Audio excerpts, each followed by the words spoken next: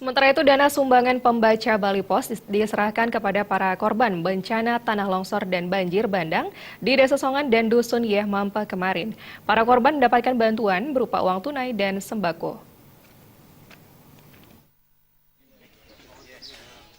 Sejak terjadinya berbagai bencana yang melanda Bali beberapa waktu lalu, Harian Bali Pos menerima titipan sumbangan dari masyarakat Bali untuk diteruskan kepada korban bencana.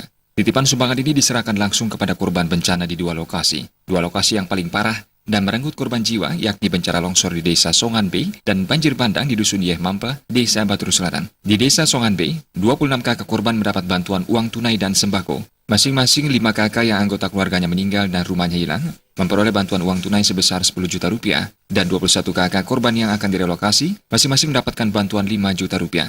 Bantuan untuk korban longsor di Desa Songan ini diberikan langsung oleh pemimpin redaksi Bali Pos, Nyoman Wirata, didampingi Bupati Bangli Made Gianyar dan Perbekal Songan B Jero Lanang. Bantuan diterima simbolis oleh 5 kakak, sisanya akan menerima bantuan yang dikoordinir oleh Perbekal Desa Songan B. Bupati Bangli, usai menyaksikan penyerahan bantuan pembaca Bali Pos ini menyampaikan apresiasi mendalam kepada pembaca harian Bali Pos atas bantuan kemanusiaan ini.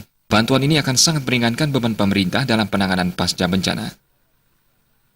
Ya, pemerintah Kabupaten Bangli mengucapkan terima kasih kepada para pembaca Bali Pos yang telah menitipkan sumbangannya melalui grup media Bali Pos yang dialokasikan untuk pemulihan baik jiwa maupun raganya. Nah, sehingga bantuan ini tentunya akan dimanfaatkan sebaik-baiknya.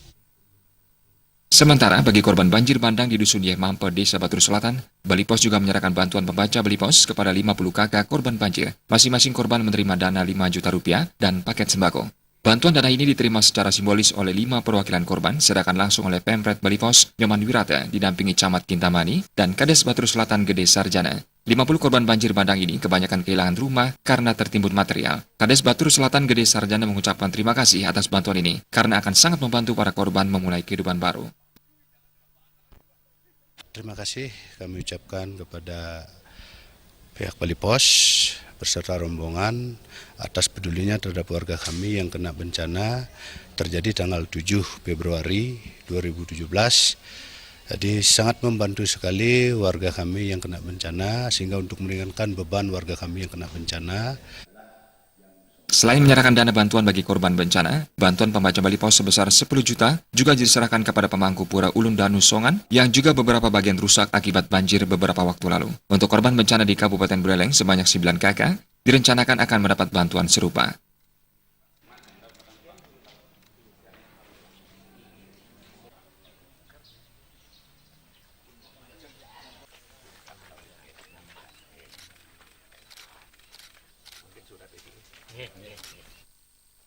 Triasa Bali TV.